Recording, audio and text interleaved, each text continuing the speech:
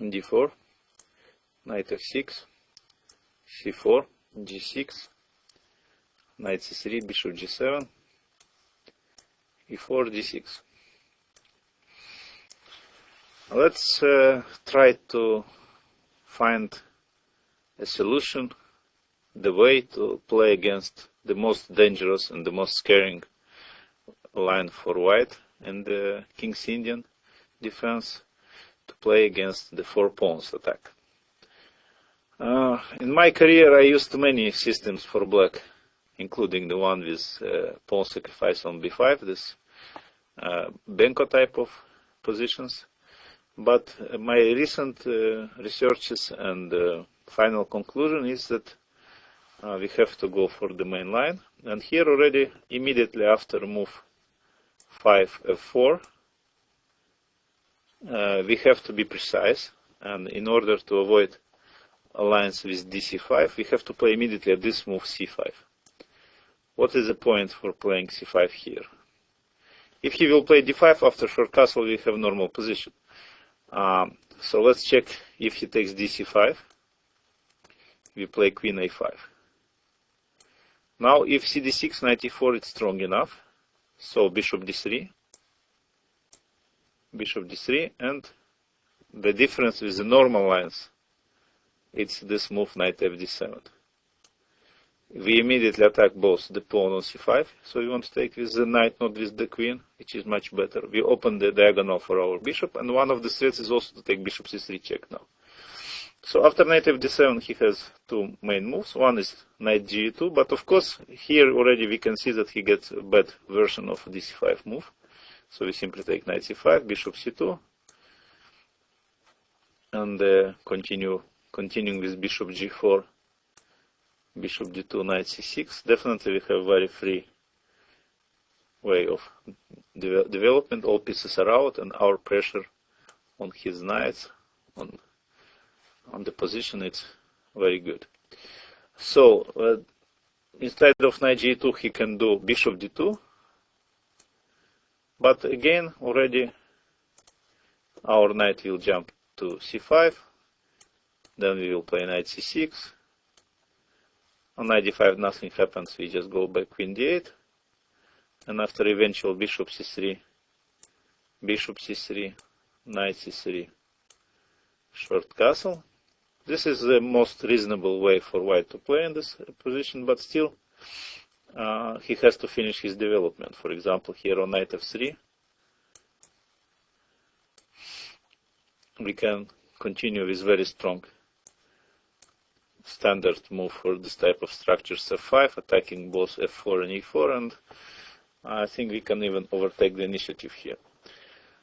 So, important one thing to remember, after f4 we start with the move c5 immediately. Actually this is not very popular and it's not very known, so this is one of the small secrets we learned from this chapter. On c5 of course he will continue d5, this is the main line. We will go short castle, knight f3, e6. Now again they can avoid the main lines by playing here d6. Of course we take here with the pawn. Actually this is one of the golden rules about play with pawns, is if possible we should always take with the pawn to the center. So to increase the number, for example now we have the 2 pawns in the center, e6 and d6 against the pawn e4. So the pawn majority in the center. Later we can use this fact for better controlling the center. The plans usually here are linked with the fight for d4 square, which already cannot be protected by the pawn. So something like knight c6, e5 and knight d4, or knight c6, knight d7, knight d4. That's more or less our target. Let's say if he plays bishop d3, we go knight c6, short castle. We go b6. It's a good development move. Just in case we might also protect this pawn on c5, we can create a new possibility for our bishop to be developed on the big diagonal and to have a double fianchetto, which many times it's the best way for the bishops to be displaced. Now we always have to keep in mind this move e5, but here after d5, fe5 we have a typical, like in Sicilian tactical motive knight e5 is the idea, queen d4. Or he can also try another pawn move here after b6 f5. It's also typical idea. And the point is that he wants to open the diagonal for his bishop. He wants to destroy either the position of our king, or to, after the pawn goes from e6, to get, in some cases, the square d5 for the knight. And f5 we have to take the challenge and take on f5 twice, e5, e5, and bishop f5.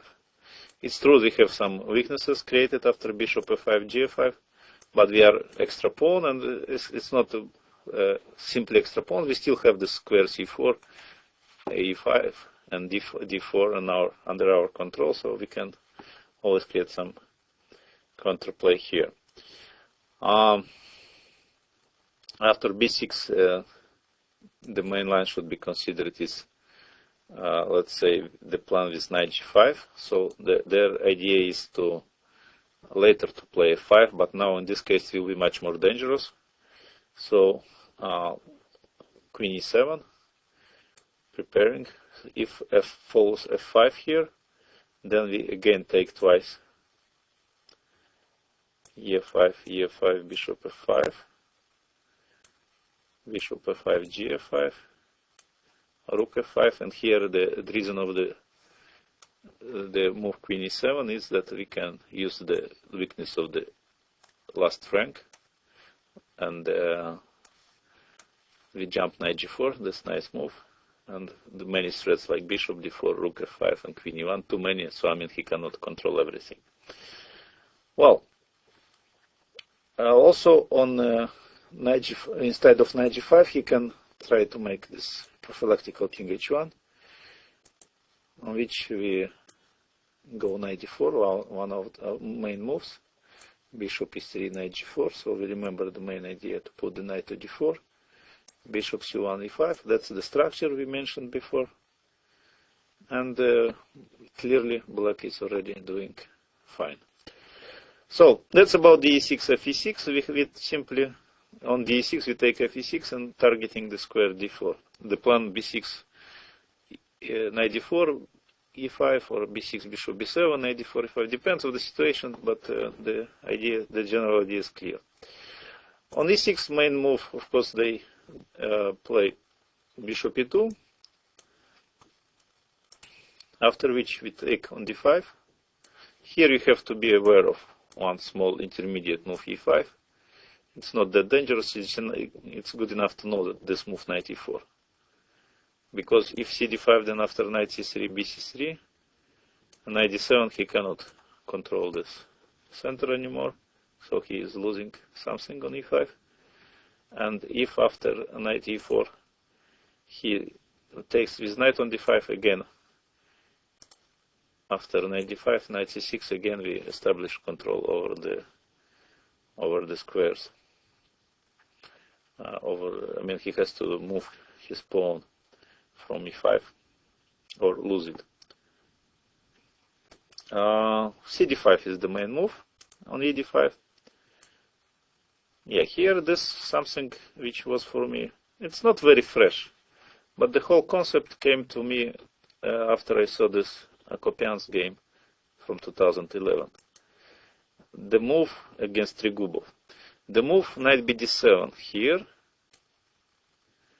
and the idea behind this move is a little bit unusual for typical ideas. Of course, there was bishop g4 line, rook e8 line, but knight bd7 to start it. First of all, the first question. After e5, knight on d7, of course, it's much more helpful than rook on e8. So we take and play knight g4. Yes, now if e6, typical move for this 4 pawns attack, then we go knight d5, knight g5, and now it's important maybe to know only one move in this position. It's to take on e6, this temporary sacrifice of the piece on g4, bishop g4, knight g4, queen g4, e d5, and of course it's even by looking at this position, it's clear that we have more than enough compensation because we have two bishops, we have two pawns very strong, and also the king is in the center. Queen g3, rook e8 check, just to see some sample line. King f1, bishop f5. I wouldn't play this position if I would have a choice with white for sure. Well, that's about e6, 12. He can also try after knight g4 to play bishop g5. I like a typical also move for this type of positions. But after queen b6, we have a very favorable version because on e6 we can even afford queen b2. Otherwise, we would take the pawn on e5. So, no, knight d7, these sharp lines with e5, they don't work here. So we have to check short castle, of course. We go rook e8 and knight d2. This is the main line by far. And here is the surprise to my understanding that we will put our knight to b6. It's a little bit strange square because normally we are educated in the spirits of a6, b5, c4, knight c5. But here, exactly here, maybe it makes sense because we see this knight on d2. It's blocking the way of the bishop on c1 from c1 to develop. And his natural way of developing would be on c4, but we already have the knight on b6, which is a good point for us already. So we control the square on c4. And he cannot do it immediately because the pawn on e4 is hanging. So there is a good point about this knight b6.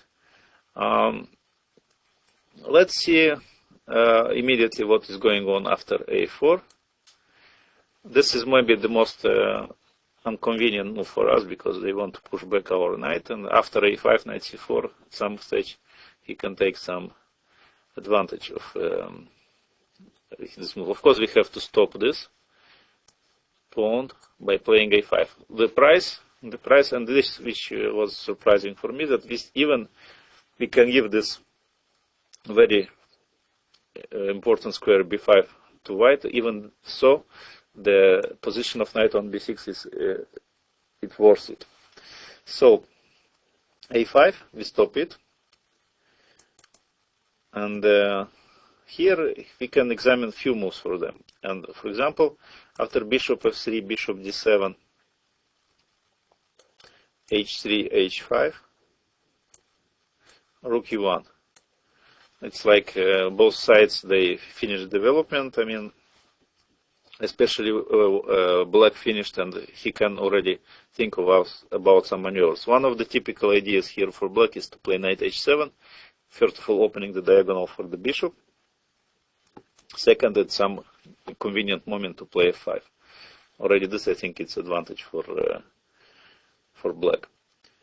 On after a4, a5, he can try immediately to put the rook to e1. Normally, our plan is more or less same in all situations. We put bishop d7, h3. But here, for example, exactly at this line, there was a game played by correspondence. Black played bishop h6, and I will show you some funny ideas for black. After rook f1, bishop g7. Like inviting them to repeat the moves, and if they insist with g4, that's many times the players who play 4 pawns attack, they don't limit themselves only on 4 pawns, they try to bring the fused pawns with g4. I saw in many lines like this. They play especially line with bishop g4, bishop takes f3. The plan for white is to play g4, g5 and to take more squares from the knight. But here the counterattack is very strong. It's coming h5. And on g5, the sacrifice on d5 already really gives white black a very strong initiative. What else? After a5, we can check this move king h1. And here, one of the typical ideas for black is to play c4. The point, it's not obvious, I mean, what we achieve with the c4. But after we move bishop f3, especially after this move, because he has to make some development move. So after move bishop f3, when we will play knight fd7, our opponent immediately will understand what was the point of c4, that to bring the knight to c5, where is d3, b3 under control, open bishop. I mean, this really, it's impressive. So this typical idea after knight b6, c4, we always keep it in mind. And also knight d7, knight c5, of course, this is very brilliant. They can also, after e5, try something like rook h3, for example. But again, typical move, bishop d7, king h1. Even we can wait, because this rook h3, we can make moves like h6 or h5, and waiting, for example, here f5, we take and rook e5. Because our pieces are already very well developed, and this hanging f5 and d5 both. The main line in my notes is after a5, h3, this prophylactical move. But then we play h5. One of the points is to stop this g4. For example, if here g4, and then we take, and the king is open, of course, and we can try this sharp alliance with c4 and f5, bishop d7, and if he insists with g5, we can even take knight fd5. Okay, this is obvious. The game Trigubov Akopyan went after h5, bishop d7, queen after h5 he played queen e1,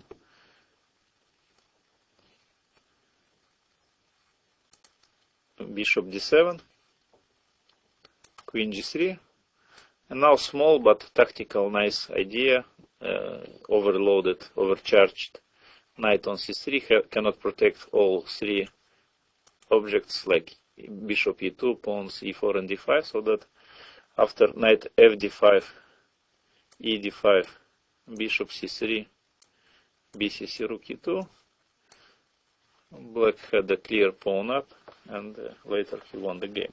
This was Trigubov Akopyan. So this game impressed me. As you see, I after made some work, I checked other lines, and I understood that this is very good way of playing, facing this, and very simple one of facing the 4 pawns attack. So let's make some revision. First of all, we start with fifth move c5 in order to avoid all this theory and lines type of positions dc5, because after dc5 we will play already queen a5 and knight fd7. This is the first point. Second, after d6 we take fe6, and then we aim for bringing knight to d4 and developing pieces, and we are not afraid in either of f5 and e5. In both cases we have good enough reactions. And the third point, and the most important one, is that in the main line after e6, ed5, cd5, we start first with knight d7, and only after that we put rook e8, and knight d2, very important move, key move of the position is knight b6, and after a4 to hold it with a5. And after that it's already very clear and easy to play with black.